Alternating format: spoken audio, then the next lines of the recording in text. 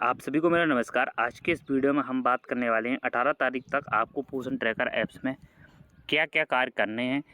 तो सारी जानकारी इस वीडियो में देने वाले हैं, तो वीडियो को पूरा ध्यान से देखना। चैनल पर नए तो चैनल को सब्सक्राइब कर लेना। चलिए शुरू करते हैं शानदार वीडियो को। तो सबसे पहले आप सभी ने यदि हितग्राही दर्ज नहीं किए तो अपने सभी हितग्राही दर्ज कर लें। हितग्राही दर्ज करने के बाद आपको यहाँ पर डेली ट्रैकिंग में जाना है। डेली ट्रैकिंग में जाने के बाद आपको यहाँ पर सबसे पहले क्या करना पड़ता है, आंगनबाड़ी केंद्र संचालित करना पड़ता है। आंगनवाड़ी केंद्र संचालित जैसे ही होगा तो आपको यहाँ पे ओपन यहाँ पे हमने कर दिया है पहले ही। अब आपके लिए सबसे महत्वपूर्ण कार्य यहाँ पे आपको इस तरह से जाना है, और यदि आप आंगनवाड़ी केंद्र पर आ गए हैं और वहाँ पे आपने फ़ोटो कैप्चर करना है प्रोसीड वाले ऑप्शन पे जाके।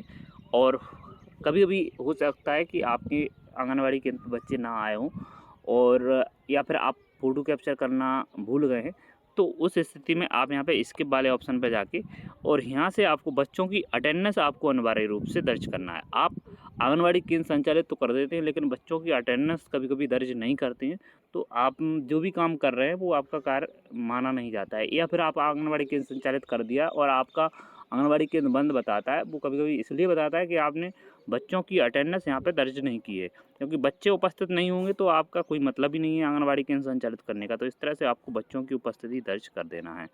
इस तरह से आपको दर्ज करना है। दर्ज करने के बाद आपको यहाँ पे नीचे आपको सबमिट का ऑप्शन देखने को मिल जाएगा, इस पे आपको क्लिक कर देना है। तो यहाँ पे हमने बच्चों की अटेंडेंस आपको दर्ज करना बता दिया है।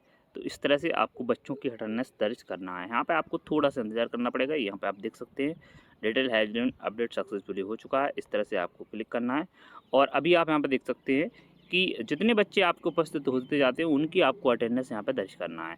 मॉर्निंग स्नैक आपको जब दर्ज करना है जब आपके यहाँ पे आ रहा हो। यदि नहीं आ रहा है तो आप इसको छोड़ सकते हैं। तो अटेंडेंस आपको अनिवार्य रूप से दर्ज करना है। इस बात का आपको विशेष ध्यान रखना है। इसके बाद आपको यहाँ पे टीएचआर एससीएम वाले ऑप्शन में जाना है, और यहाँ पे आप सभी के लिए इस तरह से आना है। प्रेग्नेंट वुमेन रहेंगे, इस पे आपको क्लिक करना है, और प्रेग्नेंट वुमेन में आपको ये चेक कर लेना है कि आपका प्रथम मंगलवार निकल चुका है, तो और आपने अभी तक यदि एससीएम की एंट्री 0 रखी है तो आपको यहाँ पे एससीएम की एंट्री कर देनी है। एससीएम की एंट्री आप करने के बाद आपको यहाँ पे एकोकेड मिल रहेगा, सबमिट वाले ऑप्शन पे क्लिक कर देना है। टीएचआर की एंट्री आपने यदि अभी तक नहीं की है तो आपको 7 दिन की टीएचआर की एंट्री कर देनी है, क्योंकि आप ये एक मंगलवार निकल चुका है, दूसरा मंगलवार 2 मंगलवार यहाँ पे निकल चुके हैं, तो आप सभी को 2 मंगलवार की एंट्री यहाँ पे कर देनी है। तो इस तरह से आपको ये एंट्री करना है। इसके बाद आपको लेटरिंग मदर यानी कि धात्री माता का भी एंट्री कर देना है। इसी तरह से आपको बच्चों की एंट्री कर देनी है। इसी तरह से आपको 3 साल से 6 साल के बच्चों का आपको प्रतिदिन भोजन दिया जाता है, तो उनका यहाँ पे एससीएम की एंट्री आपको कर देनी है। देख सकते हैं यहाँ पे 14 दिन की एंट्री दिख रही है, और ये बच्चा 3 दिन आया तो 3 दिन की दिख रही है। जो बच्चा जितने दिन उपस्थित रहता है उसकी एंट्री आपको यहाँ पे इस तरह से कर देनी है। देख सकते हैं यहाँ पे एंट्री हम कर रहे हैं, तो इस तरह से आपको भी एंट्री कर देनी है। इस तरह से आपको बच्चों की जो एससीएम की एंट्री है वो आपको सभी को कर देना है।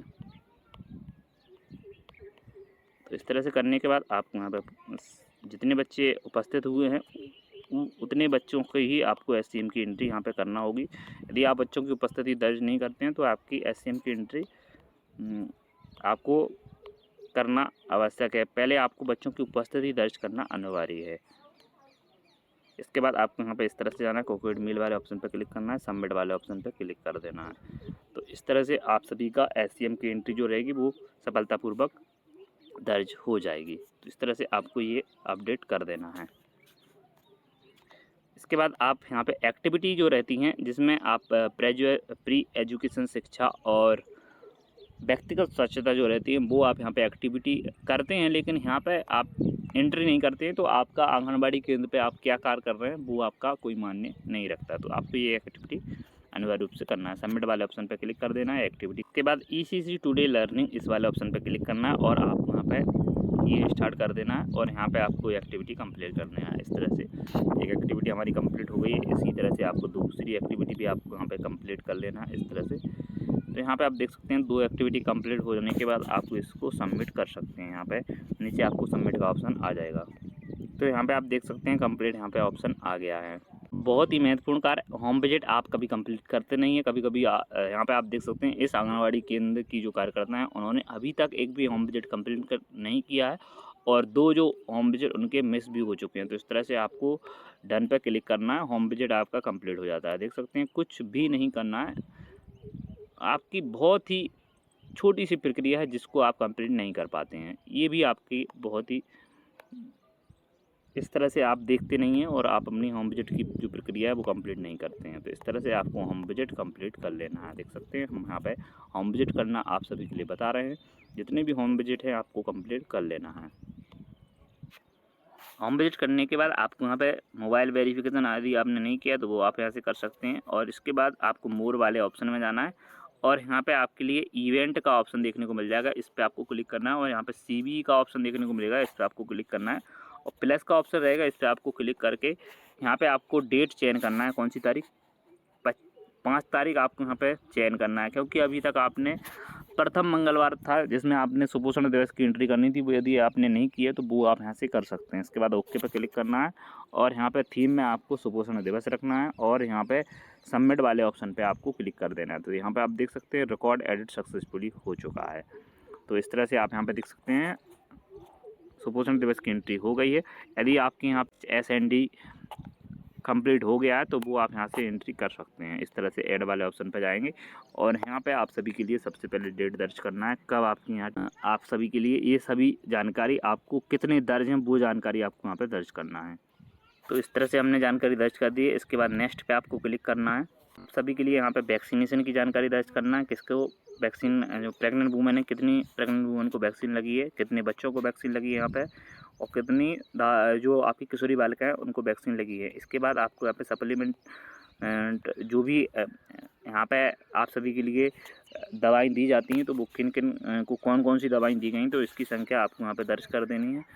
वो आपको संख्या यहाँ पे दर्ज करना है, तो वो हम यहाँ पे दर्ज कर देते हैं। तो ये जानकारी भी आपको अपने हब टेस्टिंग कितने किए हुए हैं और बूट शुगर टेस्ट कितने के हुए हैं और आप सभी के लिए ANC कितने का चेकअप हुआ है तो वो आपको जानकारी यहाँ पर दर्ज करना है। इसके बाद ग्रोथ मॉनिटरिंग आपने कितने प्रेग्नेंट वूमेनों को किया है तो वो आप वहाँ पे जानकारी दर्ज करनी है। कितने बच्चों का आपने वजन यहाँ पे दर्ज किया है वो जानकारी आपको यहाँ पे दर्ज कर देनी है। और कितनी किशोरी बालिकाओं का यहाँ पे वजन लिया है वो आपको यहाँ पे दर्ज करना है। इसके बाद काउंसलिंग सर्विस आप सभी के लिए यहाँ पे दर्ज कर देनी है, कौन कौन सी सर्विस यहाँ पे आपने ली हैं वो आपको वहाँ पे दर्ज कर देनी है। ये सभी जानकारी आप अपनी ANM से भी पूछ सकते हैं, उसके बाद आपको दर्ज करना है। और इसके बाद THR आपने कितने हितग्राहियों को दर्ज किया है तो वो आपको यहाँ पे दर्ज कर देना है।